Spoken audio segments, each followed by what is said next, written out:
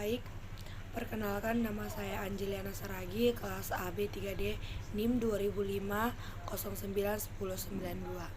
Baik, di sini saya akan menjelaskan 3 poin. Yang pertama itu permintaan, yang kedua itu penawaran, yang ketiga itu harga. Jadi yang pertama itu saya akan menjelaskan tentang permintaan.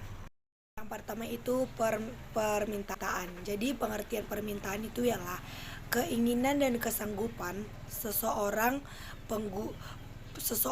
penggunaan untuk mendapatkan suatu harga barang pada suatu tingkat harga dalam jangka masa tertentu. Jadi contohnya dari permintaan itu ialah jika pembeli di sebuah pasar yang berminat untuk membeli suatu barang yang sesuai dengan harga yang diinginkan, hal ini berarti pembeli melakukan proses permintaan kepada seorang penjual. Selanjutnya itu ialah tentang hukum permintaan. Jadi hukum permintaan ini seperti ini. Jika semakin rendah harga suatu barang, maka banyak permintaan atas barang tersebut. Sebaliknya, maka makin tinggi harga suatu barang, jadi makin sedikit permintaan atas barang dan tertentu. Jadi berikut contoh dari permintaan. Ada seseorang yang ingin membeli buah jeruk. Jadi berikut adalah tabel jeruk beserta permintaan jeruknya. Jadi pada tabel yang pertama itu, yang A itu harga jeruknya itu 4.500, sedangkan yang diminta itu ialah 140 kg. Yang B itu yang diminta 4.750, sedangkan barang yang diminta itu 120 kg. Jadi yang C itu sedangkan harga jeruk itu adalah 5.000, barang yang akan diminta itu 100 kg. Yang D itu harga jeruknya itu 5.250, sedangkan harga yang akan diminta 80.000. Sedangkan yang E itu harga jeruknya itu 5.500, sedangkan harga yang akan diminta 60 kg. Yang F itu harga jeruk itu 5.750, sedangkan jumlah barang yang akan diminta 40 kg. Yang G itu harga jeruknya itu 5.000, sedangkan barang yang akan diminta itu 20 kg. Seperti itulah pada contoh permintaan dan pada grafik yang di samping. Baik, selanjutnya saya akan menjelaskan tentang kurva permintaan. Jadi, kurva permintaan ini memiliki kemiringan atau disebut dengan slope, atau bisa juga negatif atau bergerak dari kiri, atas, dan ke bawah. Artinya, apabila harga jeruk turun, jumlah barang yang diminta bertambah atau sebaliknya. Jadi sebagai berikut adalah kurva permintaan buah jeruk. Jadi kurvanya itu seperti gambar yang di samping. Yang selanjutnya saya akan menjelaskan tentang kurva permintaan. Jadi kurva permintaan ini memiliki kemiringan atau slope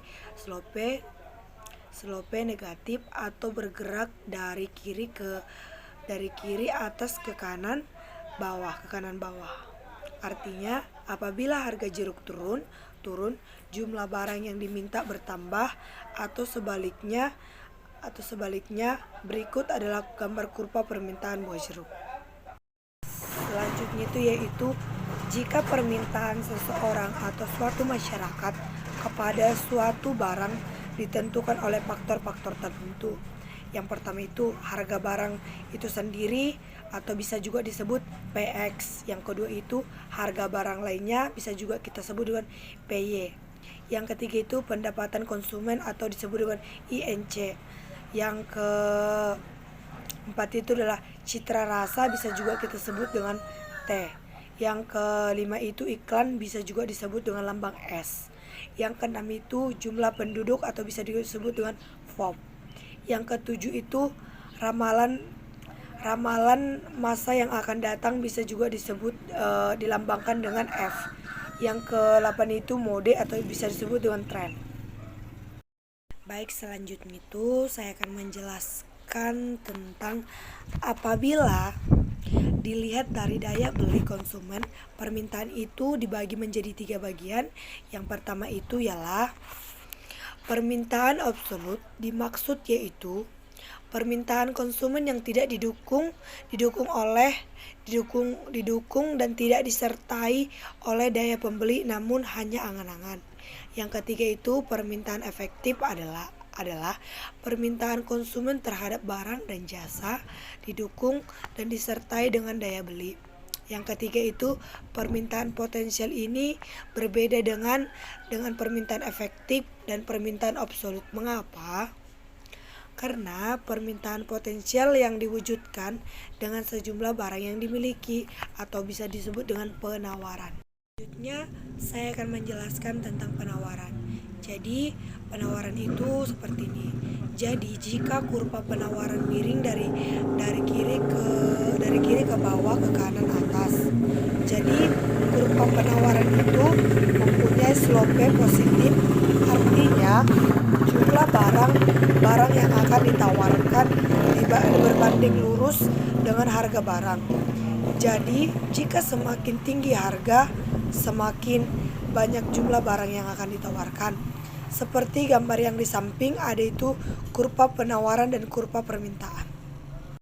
Pengertian penawaran itu ialah kesanggupan penjual untuk mengeluarkan sesuatu barang pada tingkat harga dalam jangka waktu yang tertentu. Jadi hukum penawaran itu ialah jika semakin rendah harga suatu barang, maka semakin sedikit jumlah barang yang ditawarkan oleh penjual. Sebaliknya, jika makin tinggi harga suatu barang, maka banyak jumlah barang yang ditawarkan oleh para penjual. Selanjutnya itu, saya akan menjelaskan tentang macam-macam penawaran. Jadi macam-macam penawaran ini ada 2. Yang pertama itu penawaran individu atau penawaran yang datang dari seseorang produsen atau bisa disebut dengan penjual terhadap barang yang akan dijualnya kepada konsumen. Jadi yang kedua itu penawaran kolektif atau disebut dengan penawaran yang berasal dari beberapa penjual atau bisa disebut dengan produsen yang akan menjual barang kebutuhan untuk konsumen. Selanjutnya itu saya akan menjelaskan tentang keseimbangan harga.